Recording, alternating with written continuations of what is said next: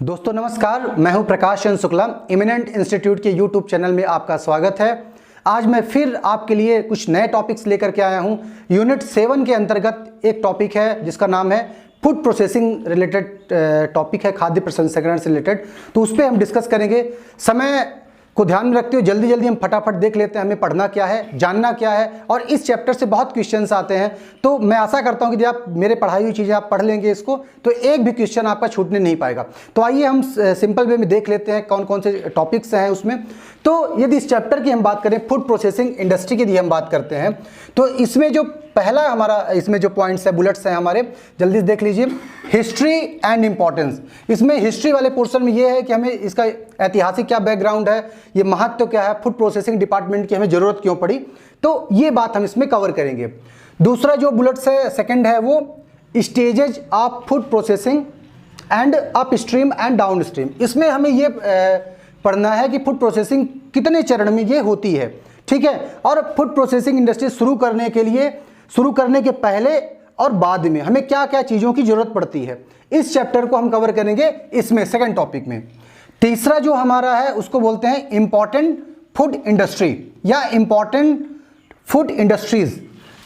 भारत में कौन कौन से फूड प्रोडक्ट्स बेचे जाते हैं, उनको कैसे बनाया जाता है, ये डिटेल में हम जानेंगे। और कितनी फूड इंडस्ट्री भारत में काम कर रही हैं, तो ये हम थर्ड टॉपिक में हम डिस्कस करेंगे।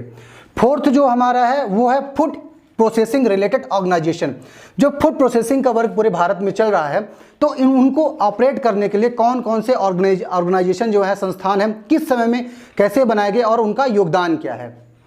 पांचवा जो चैप्टर है उसमें हम डिस्कस करेंगे schemes related to food processing. जो फूड प्रोसेसिंग खाद्य प्रसंस्करण का जो कार्य है, उसके लिए कौन कौन सी योजनाएं भारत में पहले चल रही थी, अब चल रही हैं, और मुख्य पायलट प्रोजेक्ट के तहत कौन सी स्कीम अभी वर्तमान में भारत में और मध्य प्रदेश में चल रही है, इस पर हम बात करेंगे। इसके बाद हम जो 6 हमारा है वो है फूड प्रोसेसिंग इन मध्य प्रदेश।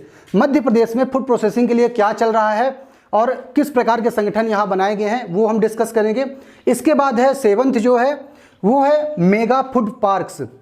खाद्य प्रसंस्करण से संबंधित जो भी प्रोडक्ट हैं उनको खरीदने या बेचने के लिए बहुत बड़े बड़े मेगा पार्क भारत में बनाए गए हैं। लगभग 22 मेगा पार्क जो है अभी भारत में काम कर रहे हैं। 41 सैंक्शन है, उस पर हम डिस्कस करेंगे कहाँ कहाँ वो बनाए गए हैं।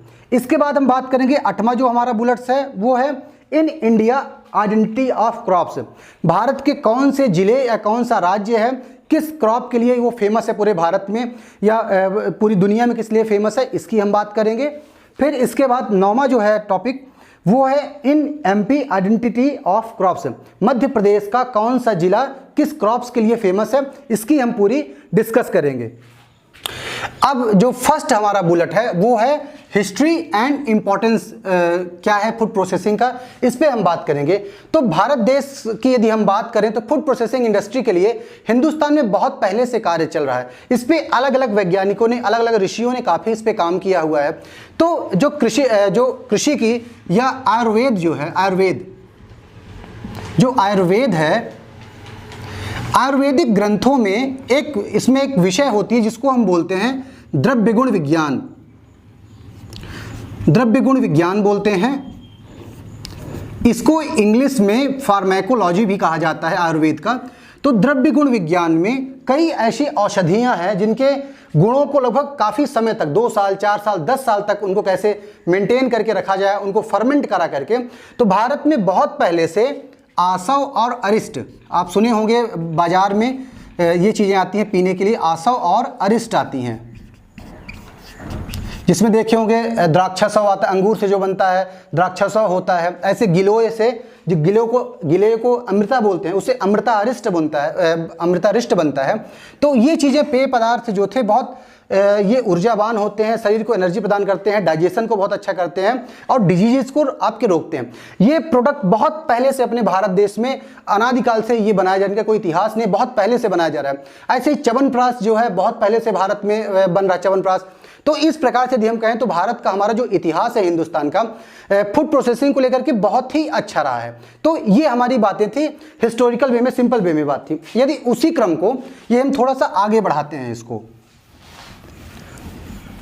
इसके बाद क्या हुआ था, एक फ्रेंच वैज्ञानिक हैं फ्रेंच साइंटिस्ट हैं जिनका नाम है, जो फ्रेंच साइंटिस्ट है जिनका नाम है निकोलस एपर्ट। आप लोग ध्यान रखिए, नाम याद रख कर लीजिए इनका। निकोलस एपर्ट जो हुए हैं, निकोलस एपर्ट को जो है फादर ऑफ फूड प्रोसेसिंग कहा जाता है। फ्रांस में इन्होंने इसका बिजनेस शुरू किया था, फूड प्रोसेसिंग रिलेटेड बॉटलिंग पदार्थ, कैनिंग पदार्थ जो बनते हैं, कैंड प्रोडक्ट बनते हैं, इसके लिए इनको फादर कहा जाता है। इन्होंने इसका बिजनेस सबसे पहले शुरू किया था, इस पर काफ़ी काम किया था, साइंटिफिक वे में काम किया था, इसलिए निकोलस एपर्ट को फादर ऑफ फूड प्रोसेसिंग कहा जाता है। इसके बाद हम बात करते हैं लुई पास्चर जो हुई हैं, लुई पास्चर। लुई पास्चर ने क्या किया था, अंगूर से, जो अंगूर होता है आपका ग्रेप होता है, इससे इन्होंने वाइन बनाया था। तो बेहतरीन वाइन सबसे पहले जो किसी ने बनाया था वो था अंगूर से जो वाइन बनी थी, उसको किसने बनाया था, लुई पास्चर ने बनाया था। क्वेश्चन डायरेक्ट आ जाता है, लुई पास्चर ने सबसे पहले क्या बनाया था, तो अंगूर से उन्होंने वाइन, शराब बनाया था उन्होंने। ठीक है, ये आपका कॉन्सेप्ट यहाँ क्लियर हो जाना चाहिए, जो बेसिक आपसे अक्सर क्वेश्चन में पूछता है। अब हम बात करते हैं भारत की। तो हिंदुस्तान में सबसे पहले जो फूड प्रोसेसिंग इंडस्ट्री है, उसकी जो मिनिस्ट्री, मंत्रालय है, खाद्य प्रसंस्करण मंत्रालय जो है, तो भारत में सबसे पहले बना था कब, 1988 में भारत में खाद्य प्रसंस्करण ये मंत्रालय भारत में बनाया गया था। तो इसके जो मिनिस्टर होते हैं, जो इसके मंत्री होते हैं, वही चेयरपर्सन भी इसके होते हैं। तो सबसे पहले खाद्य प्रसंस्करण मंत्रालय के जो मंत्री हुए हैं कौन थे, वो थे जगदीश टाइटलर। जगदीश टाइटलर आप याद रख लीजिए। जगदीश टाइटलर जो थे वो खाद्य प्रसंस्करण मंत्रालय के पहले मंत्री हुए थे। चूंकि सिख दंगों से भी इनका नाम जुड़ा हुआ है, सिख दंगों से, तो इसलिए जगदीश टाइटलर जो थे वो पहले फूड प्रोसेसिंग इंडस्ट्री के क्या थे, मिनिस्टर थे। इसके बाद क्या हुआ, 1999 में, यदि हम बात करते हैं 1999 में क्या किया गया कि जो खाद्य प्रसंस्करण मंत्रालय है इसको मिनिस्ट्री ऑफ एग्रीकल्चर के अधीन इसको कर दिया गया। 1999 में जो फूड प्रोसेसिंग इंडस्ट्री है इसको मिनिस्ट्री ऑफ एग्रीकल्चर के अंतर्गत या अधीन कर दिया गया इसको। इसके बाद पुनः 2001 में क्या हुआ कि जो मिनिस्ट्री ऑफ फूड प्रोसेसिंग को दोबारा अलग करके स्वतंत्र प्रभार, इंडिपेंडेंट इसको मिनिस्ट्री बना करके इसको दोबारा एक स्वायत्त संस्थान इसको बना दिया गया। अब क्या होता है, वर्तमान की यदि हम बात करते हैं तो इस समय पे जो इसके मिनिस्टर हैं, खाद्य प्रसंस्करण जो मंत्री हैं अभी तत्काल बने हैं, कौन बने हैं, पशुपति कुमार पारस। पशुपति कुमार पारस। वर्तमान में जो ministry of food processing industry है इसके जो वर्तमान में कौन है इसके मिनिस्टर, वो है पशुपति कुमार पारस, जो रामविलास पासवान जो मिनिस्टर थे उनके छोटे भाई हैं। ये अभी करंट में बने हैं। तो पशुपति कुमार पारस, ये आपसे पूछ सकता है, करंट अभी जो एग्जाम हुए हैं। तो ये बेसिक जो चीज़ें थी, ये इसका हिस्टोरिकल बैकग्राउंड है जिसपे नॉर्मल आपके काम हुए हैं। चलिए आगे की ओर हम चलते हैं।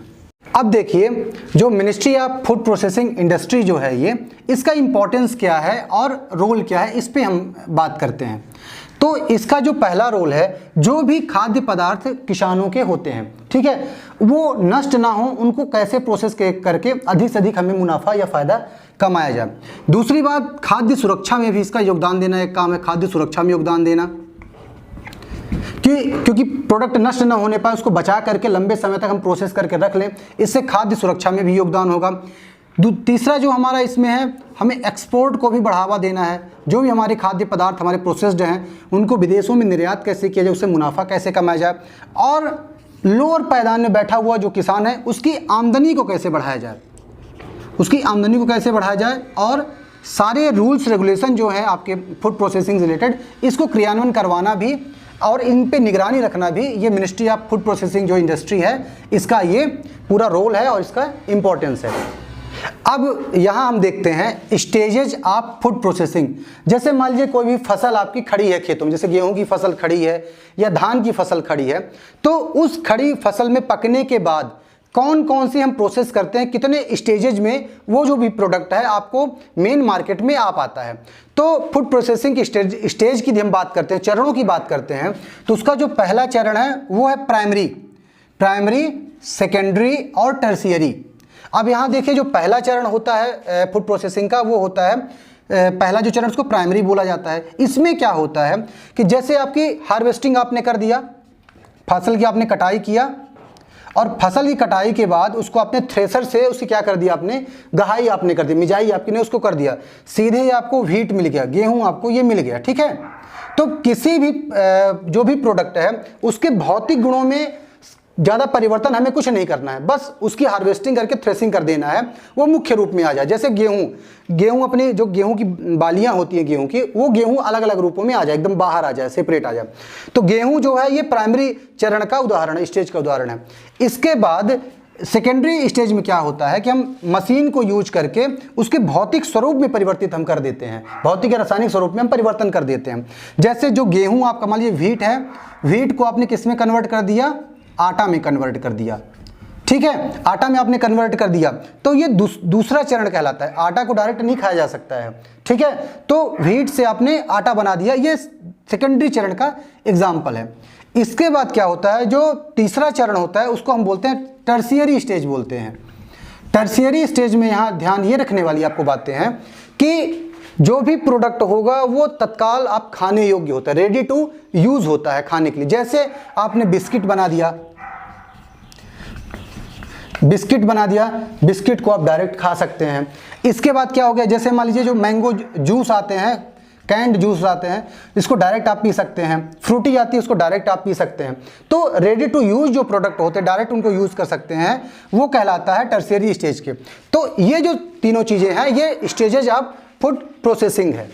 अब देखिए जैसे मान लीजिए कोई भी प्रोसेसिंग इंडस्ट्री आप अपने यहाँ लगा रहे हैं, तो प्रोसेसिंग इंडस्ट्री लगाने के पहले आपको कौन कौन सी चीज़ों की आवश्यकताएं होती हैं। तो इन आवश्यकताओं को सरल और सिंपल डिवाइड करने के लिए इसको दो भागों में हम बांट सकते हैं आवश्यकताओं को। पहला अप स्ट्रीम आवश्यकताएं और दूसरी होती है डाउन स्ट्रीम आवश्यकताएं होती हैं। तो हम बात करेंगे अप स्ट्रीम आवश्यकताओं का मतलब क्या होता है कि आपकी जो इंडस्ट्री है, जो खाद्य प्रसंस्करण की आपकी जो इंडस्ट्री है, उद्योग है, उसके शुरू होने से पहले और वो खाद्य पदार्थ बनने तक, मतलब शुरू होने से पहले और खाद्य पदार्थ बनने तक, जो खाद्य पदार्थ बन रहा है, इस बीच में जो जो चीज़ों की आपकी आवश्यकताएं होती हैं उसको हम अप स्ट्रीम आवश्यकताएं उसको हम बोलते हैं। इसी को पूर्ववर्ती स्ट्रीम इसको कहा जाता है, पूर्ववर्ती आवश्यकताएं बोलते हैं। तो कोई भी इंडस्ट्री आप शुरू करेंगे तो क्या क्या आपको चीज़ों की जरूरत पड़ेगी। सबसे पहले तो आपके पास लैंड, ज़मीन होनी चाहिए जहां आप काम शुरू कर रहे हैं। दूसरा, पानी की सुविधा वहां होनी चाहिए। फिर आपके पास क्या होना चाहिए, इलेक्ट्रिसिटी, बिजली होनी चाहिए। दूसरी बात, आपके पास पैसा होना चाहिए, फंड चाहिए, आपको फंड चाहिए और रॉ मटेरियल चाहिए, कच्चा माल चाहिए। मैक्सिमम जो है यही चीज़ें हैं। दूसरा, आपको लेबर चाहिए, लेबर, श्रम जो है, मतलब आपको कोई भी इंडस्ट्री शुरू करने के लिए means land, water, electricity, fund, labour, raw material, ये सारी चीज़ें आपके पास पहले होनी चाहिए। ये आवश्यकताएं होती, इसमें पूछ सकता है कि अप स्ट्रीम का कौन सा भाग नहीं है, उसमें लैंड दे दिया, वाटर दे दिया, इलेक्ट्रिसिटी दे दिया और मार्केटिंग दे दिया, तो मार्केटिंग ऑटोमेटिक अलग हो जाएगा। तो ये हो गई अप स्ट्रीम आवश्यकताएं होगी। इसके बाद क्या होता है, जो भी खाद्य पदार्थ आप बना रहे हैं अपनी इंडस्ट्री में, वो मान लीजिए आपका बन गया, ठीक है, उसके बनने के बाद और उपभोक्ता तक पहुंचने तक, खाद्य पदार्थ के बनने से लेकर के जो खाद्य पदार्थ बन गया और वो अंतिम उपभोक्ता तक पहुंचेगा, इसके बीच में जो जो आवश्यकताएं होती हैं वो हमारी कहलाती हैं डाउन स्ट्रीम, अग्रवर्ती आवश्यकताएं इसको हम बोलते हैं। इसमें क्या क्या आपको आ जाएगा, पहला तो जो भी प्रोडक्ट आपने बनाया उसके लिए पैकेजिंग मटेरियल आपको चाहिए। क्या चाहिए, पैकेजिंग मटेरियल चाहिए, पैकेजिंग मटेरियल। तो आपके पास पैकेजिंग मटेरियल होना चाहिए। इसके बाद क्या होना चाहिए, एडवर्टीजमेंट,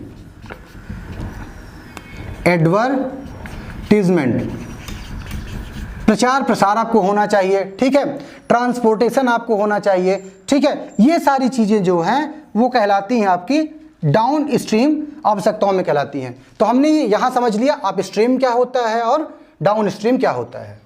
अब इसमें थोड़ा सा और आप याद रख लीजिएगा कि जो आपकी डाउन स्ट्रीम होंगी उनमें एक प्रोसेस कोल्ड स्टोरेज भी साथ में आई, कोल्ड स्टोरेज भी करना है लंबे समय तक रखने के लिए।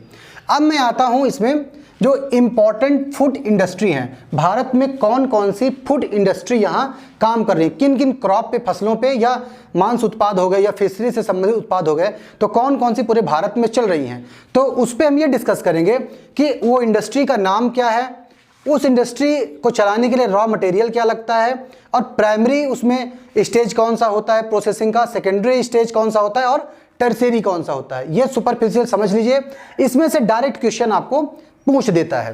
तो पहला जो इसमें है वो है ऑयल प्रोडक्ट, जो खाद्य तेल वाले प्रोडक्ट की जो इंडस्ट्री पूरे भारत में चल रही है, उसके लिए रॉ मटेरियल जितनी भर तेल प्रदान करने वाली, ऑयल रिलीज करने वाली क्रॉप्स होती हैं वो सारी है। जैसे ग्राउंड नट हो गया आपका, ग्राउंड मूंगफली आपका हो गया, सरसों आपका हो गया, तिल हो गया, ये सारी चीज़ें जो है ये ऑयल प्रोडक्ट के लिए रॉ मटेरियल है।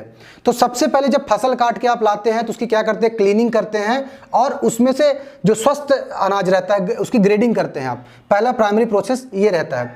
सेकेंडरी में आप कच्ची घानी में, उनका घानी में क्या करते हैं आप उसका तेल आप निकालते हैं। और टर्शियरी जो स्टेज होती है उसमें क्या होता है कि मस्टर्ड ऑयल खाने लायक पूरी तरीके से बाजार में उपलब्ध उपभोक्ता के पास, ये तीसरी टर्शियरी स्टेज हो गया। फिर यदि हम वाइन की बात करते हैं, वाइन इंडस्ट्री जो पूरी दुनिया में चल रही है उसके लिए रॉ मटेरियल क्या क्या होता है, ग्रेप होता है, अंगूर होता है, आलू होता है और संतरा होता है।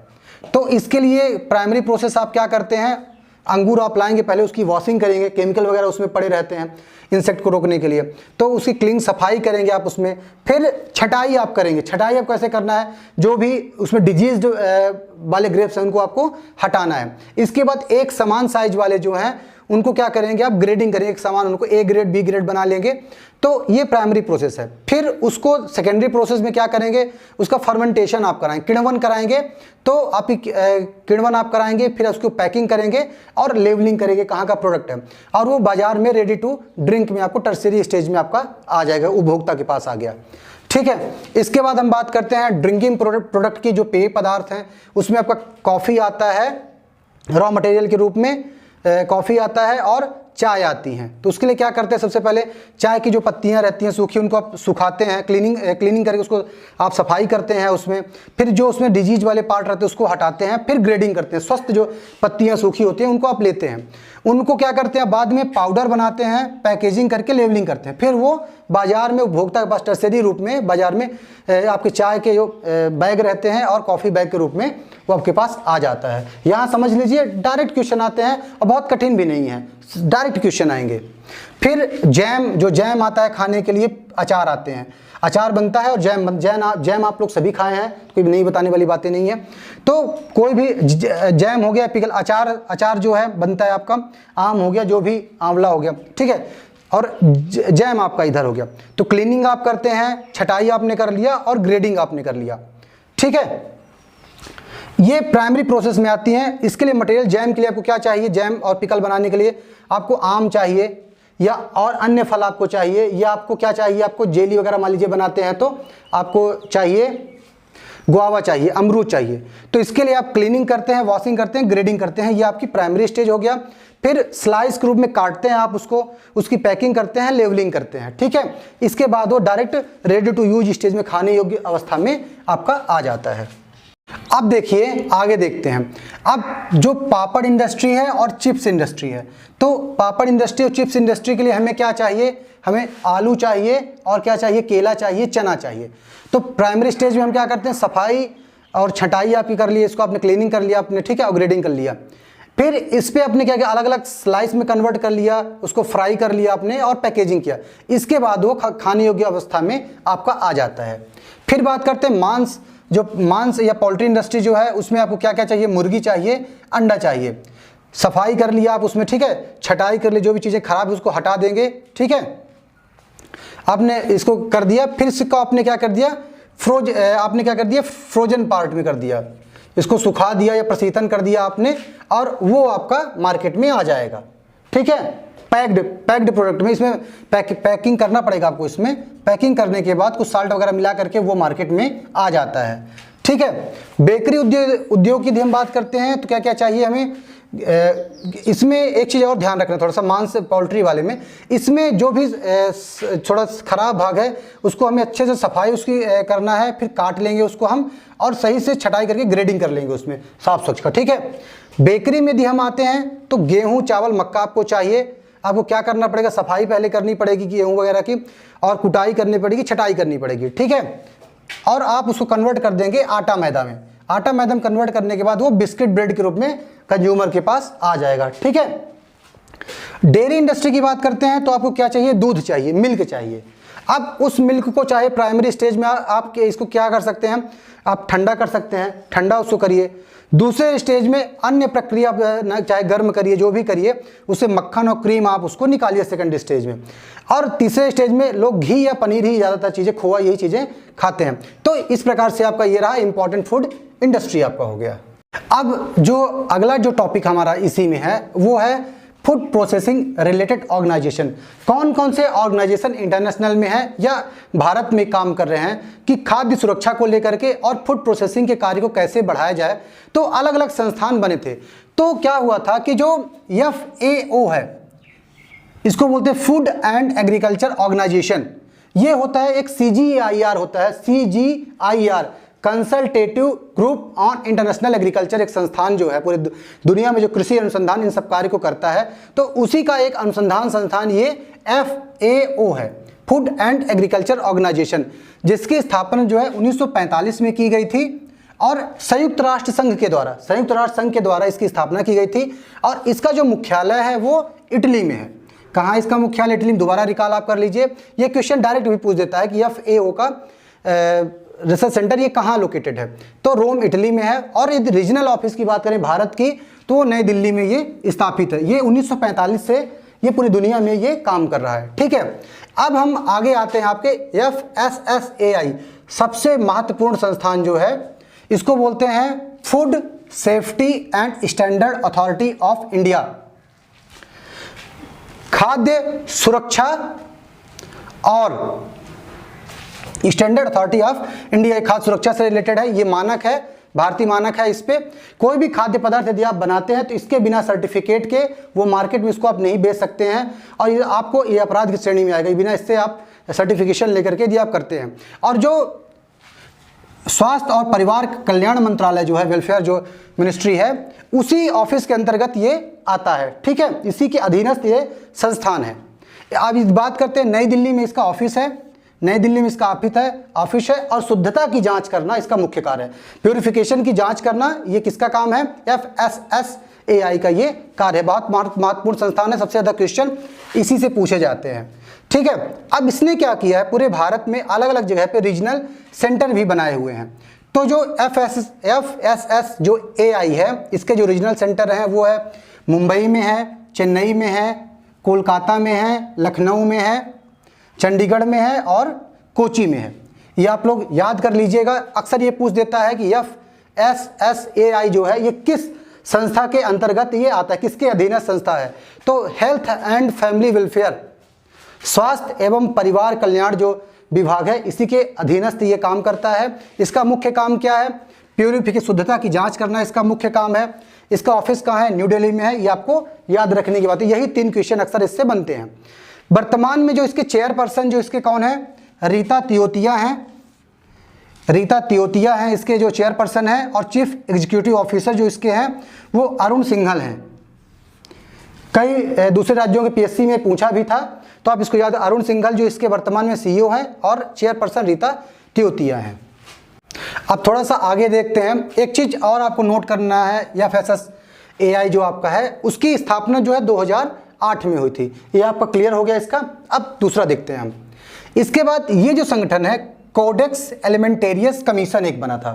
कोडेक्स एलिमेंटेरियस कमीशन ये 1962 में बना था, ठीक है। ये एक प्रकार का अंतर निकाय टाइप का संस्थान है। ये इसका जो मुख्य कार्य क्या है, जो खाद्य एवं कृषि संगठन है और विश्व स्वास्थ्य संगठन है, इनके दोनों के जो संयुक्त खाद्य मानक है, इनके जो भी दोनों के कॉमन मानक है, स्टैंडर्ड्स हैं, उसको लागू करवाना, ये पूरा कार्य किसका है, कोडेक्स एलिमेंटेरियस कमीशन 1962 में जो बना था। ये आप इसको याद कर लीजिएगा। और इसका काम क्या है ये भी आप जान गए। ये बीच का एक है कोडेक्स एलिमेंटेरियस कमीशन। अब हम बात करते हैं आगे, चौथा जो है वो है एपेडा। सबसे महत्वपूर्ण जो बॉडी है, FSSAI के बाद सबसे महत्वपूर्ण जो बॉडी है क्या है ये, agricultural and processed food export development authority. दोबारा आप इसको लिख लीजिए, agricultural and processed food export development authority ये है।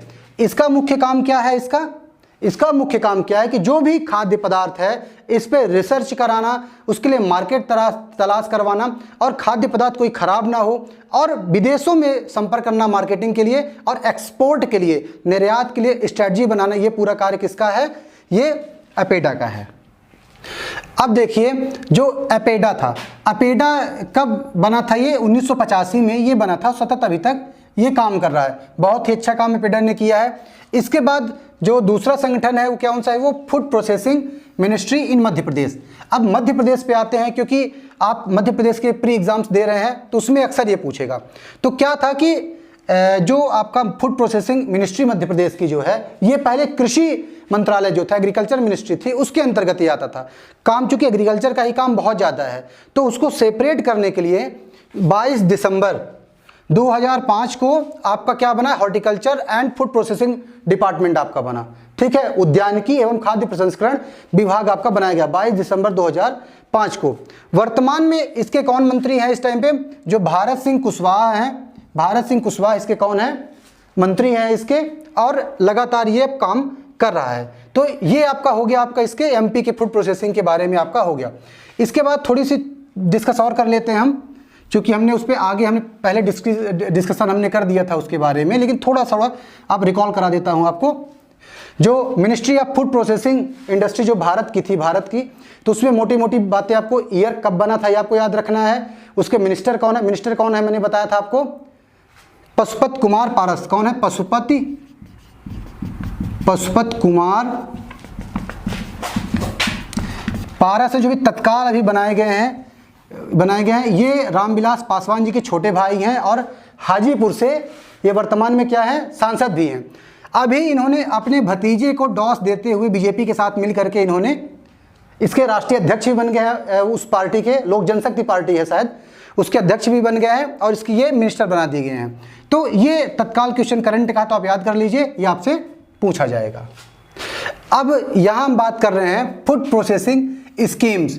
फूड प्रोसेसिंग को लेकर के कौन कौन से अभियान या स्कीम पूरे देश में हमारे चलाए गए थे। तो उसमें से जो पहला है वो है मेगा फूड पार्क। जो है मेगा जो फूड पार्क है, हर राज्यों में अलग अलग जगह पे अधिक से अधिक चीज़ों का उत्पादन होता था, बिकने में समस्या आती थी, तो सरकार ने मेगा फूड जो प्रोजेक्ट लॉन्च किया था उसमें क्या हुआ, 2008 में इसको मंजूरी दी गई थी।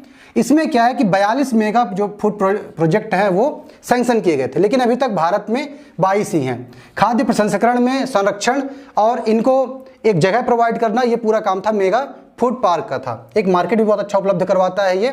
इसके बाद बात करते हैं हम united by food scheme. United by food scheme, इसमें क्या होता था कि जो 74वां अपना स्वतंत्रता दिवस था, उसमें क्या किया था सरकार ने, सोशल मीडिया पे हर राज्यों के बारे में और केंद्र शासित प्रदेशों में कौन कौन से व्यंजन बनते हैं उसके बारे में सोशल मीडिया पे इसके बारे में बताया गया था। फिर हम बात करते हैं प्रोसेस्ड न्यूट्रिशन स्कीम। इसमें क्या हुआ था, अभियान जो हमारा चला था कि जो प्रोसेस्ड है उसको खाद्य जिसकी कितनी क्षमता उसकी है, न्यूट्रिशन को कैसे बढ़ावा या पोषण को कैसे बढ़ावा दिया जाए, उसके लिए अभियान जो शुरू हुआ था वो सितंबर 2020 में शुरू हुआ था। इसमें क्या हुआ था, जो महिला बाल कल्याण है उसके साथ मिलकर के पोषण माह की शुरुआत की गई थी। इसमें छोटे छोटे बच्चों में भी न्यूट्रिशन की कमी ना होने पाए, इस पर बात की गई थी। इस प्रकार से ये आपका रहा प्रोसेस्ड न्यूट्रिशन स्कीम जो था ये चला था। अब देखिए जो चौथा है जो है operation green scheme. Food processing scheme में ये कौन सी है, ऑपरेशन ग्रीन स्कीम। ये जो स्कीम है इसमें 41 फसलें इसमें सेलेक्ट की गई हैं, जिसमें 21 फसलें कौन सी हैं, फल वाली हैं, और 20 जो है वो सब्जियों वाली हैं। तो ये इसमें क्वेश्चन यही पूछता है कि ऑपरेशन ग्रीन स्कीम में कितनी क्रॉप सेलेक्ट की गई हैं। उसमें 41 टोटल क्रॉप्स हैं, 21 फल हैं, 20 वेजिटेबल्स हैं। इसमें क्या हुआ था कि जो हमारी 41 खाद्य पदार्थ हैं और कोविड-19 की जो भी दवाइयाँ थी, तो भारत सरकार ने ऑपरेशन ग्रीन स्कीम के तहत मॉरिशस और मालदीव में इसको ट्रांसपोर्ट के द्वारा भिजवाया था। तो ये बहुत अच्छी भारत सरकार के द्वारा ये मुहिम थी जो बहुत अच्छी सक्सेस रही। अब आते हैं पश्चिमे में, वो है प्रधानमंत्री किसान संपदा योजना। ये कब शुरू हुई थी? 2017 में शुरू हुई थी। इसका जो मुख्य उद्देश्य क्या है कि जो मेगा फूड पार्क सरकार खोल रही है उसका क्रियान्वयन अच्छे से करवाना। इसके बाद इसका दूसरा कार्य क्या है? फॉरवर्ड लिंकेज की व्यवस्था करवाना। एपेडा के साथ मिल करके फॉरवर्ड लिंकेज कैसे हो, मार्केटिंग कैसे हो और रिसर्च पे किस प्रकार से काम किया जाए, ये प्रधानमंत्री किसान संपदा योजना के तहत इसमें काम होता है। एक चीज़ यहाँ थोड़ा सा और हम देख लें, चूँकि खाद्य प्रसंस्करण पे हम बात कर रहे थे, तो इसमें आपको एक चीज़ ये ध्यान रखना है कि जो भारतीय खाद्य प्रसंस्करण जो अनुसंधान संस्थान वो कहाँ है? तंजावर तमिलनाडु में है। ये आपको ध्यान रखना, ये पूछ सकता है, अक्सर पूछता है। ठीक है, अब हम आते हैं एस्पायर योजना जो है 2015 में शुरू की गई थी। इसका मुख्य उद्देश्य क्या है? ये सूक्ष्म लघु मध्यम मंत्रालय जो है उसके अंतर्गत आता है, पीएमएफएमई जो होता है उसके अंतर्गत आता है। इसका मुख्य कार्य है जो बहुत ही छोटी छोटी इंडस्ट्रीज हैं उसमें, जैसे डेयरी की आपकी हो गई या स्मॉल स्केल में खुले रूप में कोई मुर्गी पालन कर रहा है, थोड़ा थोड़ा कर रहा है, तो इसको एक सहायता प्रदान करना, जिसके तहत ये क्या करता है? सेल्फ हेल्प जो ग्रुप होती है, स्व सहायता समूह होती हैं, उनके साथ मिल करके भी ये काम करता है। तो ये आपका हो गया एस्पायर योजना 2015। अब सबसे महत्वपूर्ण जो पायलट प्रोजेक्ट पूरे भारत में इस समय पे खाद्य प्रसंस्करण मंत्रालय चला रहा है, लगभग 1 साल से, अभी 2-3 महीने ही हुए हैं उस कार्य को चलते हुए, इस पे हम डिस्कस करें क्योंकि भारत की भी और मध्य प्रदेश का ये मुख्य पायलट प्रोजेक्ट है, तो इसकी हम बात करते हैं।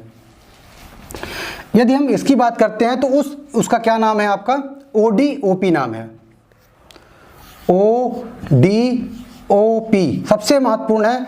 इसका फुल फॉर्म क्या होता है? One district one product.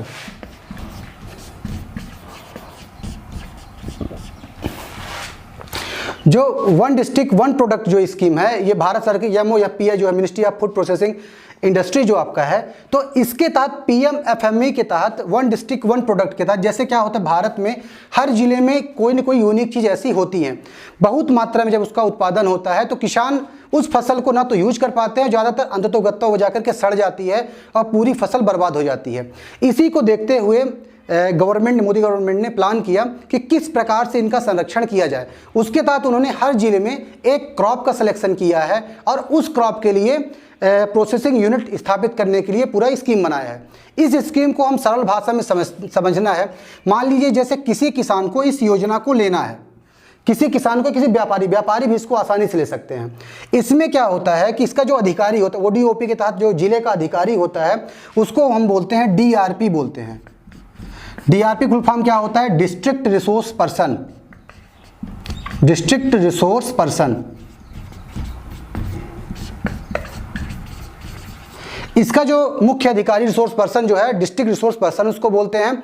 इसी के पास पूरी अथॉरिटी इस काम को करने के लिए पूरे जिले में बनाई गई है। इस योजना के तहत जैसे मान लीजिए किसी को, जैसे अलग अलग जिलों के में अलग अलग प्रोडक्ट सप्लाई के लिए उसको बनाने के लिए शुरुआत हुई है। किसी जिले में हल्दी को सेलेक्ट किया गया है, किसी जिले में आम को सेलेक्ट किया गया है, किसी जिले में मिर्च को सेलेक्ट किया गया है, ठीक, किसी जगह पे संतरा को। मान लीजिए किसी किसान को आम की फैक्ट्री डालना है, मान लीजिए आम के अचार की उसकी फैक्ट्री डालनी है, उसके लिए उसको क्या करना पड़ेगा कि जो MOFPI है, जो ministry of food processing industry जो वेबसाइट है, उसमें जाके उसको अपना आवेदन करवाना पड़ेगा, CA से फॉर्म भरवा करके। CA से फॉर्म भरवाना पड़ेगा, ऑटोमेटिक वो प्रोजेक्ट ही बन जाएगा। फिर वो जो प्रोजेक्ट है CS उसने भरवाया है, वो ऑटोमेटिक वो जिले के DRP के पास आ जाएगा। DRP का काम क्या है? पूरा वेरिफिकेशन का जो काम है, पूरा उसके डॉक्यूमेंट का वेरिफिकेशन, फील्ड का वेरिफिकेशन काम DRP का है। जब DRP पाएगा कि ये सुटेबल है, तब वो DRP उस चीज़ को कहाँ भेजेगा? DLC में। डिस्ट्रिक्ट लेवल कमेटी बनी है इसके लिए, तो DRP जो है वो भेज देगा, ऑनलाइन ही भेजेगा DLC पर, डिस्ट्रिक्ट लेवल कमेटी, जिसके जो चेयरपर्सन है कौन होते हैं? कलेक्टर होते हैं, जिले के कलेक्टर होते हैं। कलेक्टर के पास ये आपकी फाइल जाएगी। इसके बाद उसमें सारे बैंक के अधिकारी भी रहेंगे, आप भी रहेंगे, DRP भी रहेगा और पूरा वहाँ डिस्कशन होगा, आपका इंटरव्यू टाइप में होगा। यदि पाए जाते व्यक्ति सुटेबल है, तब बैंक को बोला जाता है कि इसके कार्य की प्रोसेस करें। यदि आपकी सिविल अच्छी है, आपके संबंध बैंक से अच्छे हैं, तो 35% सब्सिडी आप इसको कर सकते हैं। 50 लाख से लेकर के 1 करोड़ तक का लोन आप इस पर ले सकते हैं 35% सब्सिडी के साथ। तो ये मध्य प्रदेश में भी योजना जोरों से चल रही है, पूरे भारत में चल रही है। तो ये था स्कीम के बारे में। इस प्रकार से यदि आप स्कीम कवर कर लेते हैं तो कोई भी क्वेश्चन आपके साथ छूटने नहीं पाएंगे। दोस्तों अब हम हम इस लेक्चर को इसको हम एंड करते हैं। और आप हमारे कमेंट सेक्शन में आप बताएं कि आपको ये वीडियो कैसा लगा, और हमारे चैनल को आप सब्सक्राइब ना किए हो तो सब्सक्राइब करिए और लाइक करिए, और अपने कमेंट, अपना प्यार हमें बनाए रखिए।